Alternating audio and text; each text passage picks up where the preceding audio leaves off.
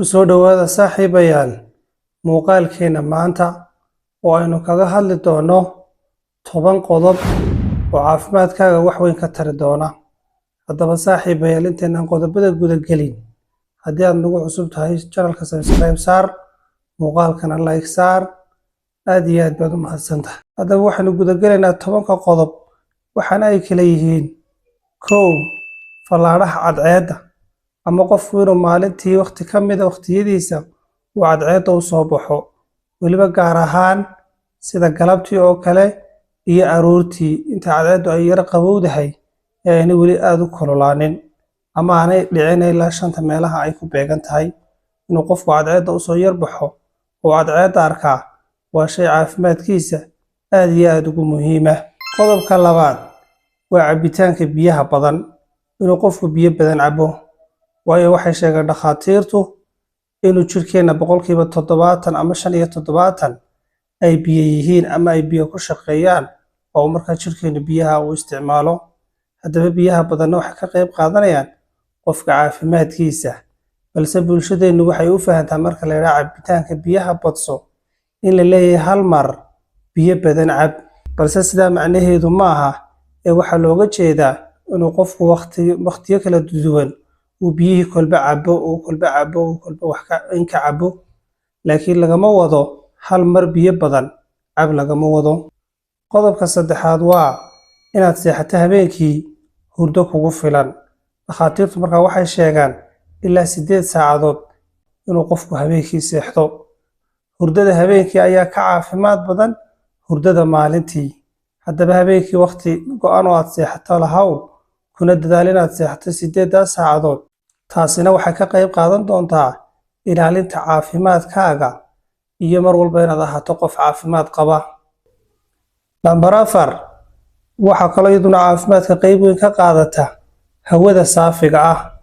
Waxa aad iyo aad u wanaagsan qofku haddii uu fursad hayo uu heleelayo inuu maalmaha qaarkood meelaha magaalooyinka iyo saxmadda badan ee ka jirta uu ka yara baxo, isla markaana uu baxo meelaha miyiga iyo meelaha bannaanka ah si uu hawo saafi oo nadiif ah uu markaa u qaato. Nambarka 5 waxa uu noqonayaa socodka, inuu qofku maalintii uu socdo saacad ama saacad barkeed oo maalin walba ah, isla markaana uu joogteeyo inuu maalin walba socdo ugu yaraan saacad barkeed ama ilaa saacad. taasina iyaduna aad iyo aad ay caafimaadka qayb uga qaadataa, waana arrin muhiim ah oo ay dhakhaatiirtu kula taliyaan dadka qaarkood. Qodobkeena 6 waxa isna uu noqonayaa cunista cunto isku dheelitiran markaa oo nafaqaysan oo markaa aad ka helayso dhammaan borotiinadii iyo waxyaabihii kale ee uu jirkaagu u baahnaa. Cuntada isku dheelitiran iyaduna waxay ka qayb qaadanaysaa caafimaadkaaga iyo wanaagiisa. waxa kale oo iyaduna saaxiibayaal aad u muhiim ah isla markaana noqonayso qodobkeena 7, akhrinta Qur'aanka. Akhrinta Qur'aanku iyaduna waxay aad iyo aad ugu fiican tahay xagga naftaada, farxadaada iyo nashaadaadkaaga, waayo jirkeenu wuxuu ka kooban yahay 2 qaybood. Labada qaybood oo kala ah ruuxdii iyo jirkii.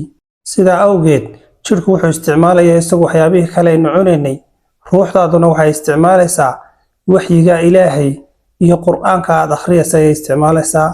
iyaduna waxay ka qayb qaadanaysaa markaa farxadii qalbigaaga iyo firfircoonaanta iyo nashaadaadkaaga ay ka qayb qaadanaysaa.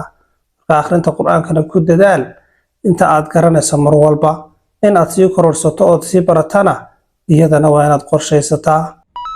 Haddaba saaxiibayaal qodobkeena 8aadna waxa uu noqonayaa malabka. Malabku inuu isaguna aad u naqaano inuu isaguna caafimaad badan yahay, isla markaana Qur'aanka lagu sheegay inuu mar walba dadka dawo u yahay oo caafimaadkooda ka qayb qaadanayo. Haddaba malabkaana waa inaad isticmaasho oo aanad ka fogaanin isticmaalkiisa. Arrinta 9aad ama qodobka 9aad waxa uu noqonayaa midhaha la yiraahdo xabaasuuda ama dadka qaar u yaqaanaan xabatu sawdaa. iyaduna waa caafimaadka ay qayb lixaad ka qaadataa. Nabiguna waa uu sheegay sallallahu alayhi wasallam inay xanuuno badan ama xanuunada dhammaantood ay dawo u tahay marka laga reebo gabowga iyo geerida marka laga reebo. Haddaba saaxiibayaal qodobkeena 10aad ee uguna dambeeya waxa weeyaan qanaacada iyo qofku inuu ku qanacsanaado wixii markaa ilaahay uu ku arsaaqo, isla markaana uuna naftiisa barbar dhigin dadka kale waxa ay haystaan, ee mar walba uu ku faraxsanaado waxa ilaahay siiyey kuna qanacsanaado. taasina waxay keenaysaa inuu markaa ahaado qof faraxsan oo markaa murugadii iyo waxyaabihii kale caafimaadkiisa wax u dhimayay ay meesha ka baxaan.